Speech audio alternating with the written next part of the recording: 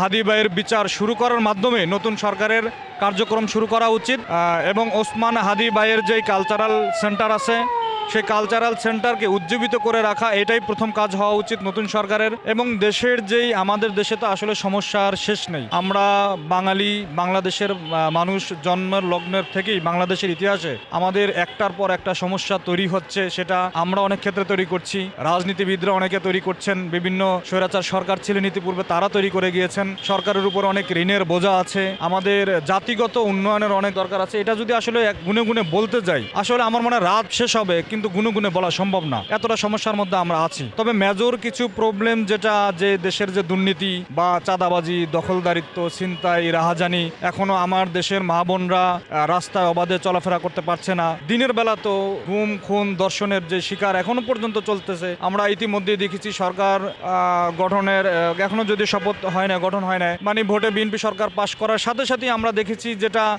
গৃহবধূ গণধর্ষণের শিকার হয়েছে একটা দলে ভোট দেওয়ার জন্য। এটা আসলে আমরা সরকার বা দেশের বা রাষ্ট্রের কাছে আমরা এটা কামনা করি না। বিগত ফ্যাসিস্ট সরকার যেটা করে গেছে সে একই কার্যকলাপ যদি আবার এই বিপ্লবের পরে এসে যেটা জুলাইয়ের এই হাদি ভাইয়ের জীবনের বিনিময়ে যদি সেই রাষ্ট্রই আমাদের আবার ঘুরে ফিরে দেখতে হয়, তাহলে এটা আমাদের জন্য লজ্জার। এবং আমি ধিক্কার জানাই এই সব বিষয়গুলোর উপরে, এবং আমি সাধারণ মানুষকেও পাশাপাশি সচেতন থাকার জন্য বিনীত অনুরোধ করছি। আমি চাই যে হাদি ভাইয়ের যে একটা চেতনা আমাদের মধ্যে দিয়ে গেছে, একটা বৈপ্লবিক ধারণা দিয়ে গেছে, আমরা যেন সেগুলো লালন পালন এবং শুধু ভিতরে লালনই না, সেগুলো যেন আমরা কাজে আমলেও পরিণত করতে পারি।